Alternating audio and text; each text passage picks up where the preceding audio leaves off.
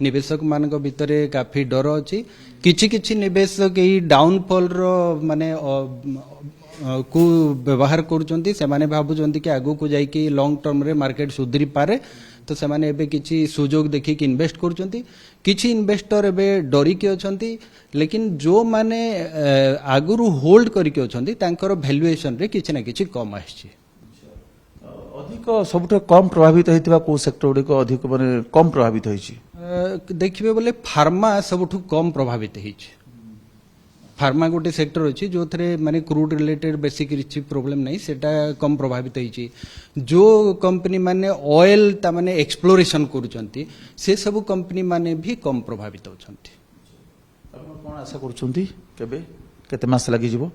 माने देखंतु पूरा हिस्ट्री को जदि देखिबा ई माने 1990 पर जेते भी युद्ध हेइछि आपण जदि देखिबे 6 मास परे मार्केट सुधरी जिबार पूरा चांस अछि जदि युद्ध ता माने सुधरला या क्रूड प्राइस टिके तळे रहला।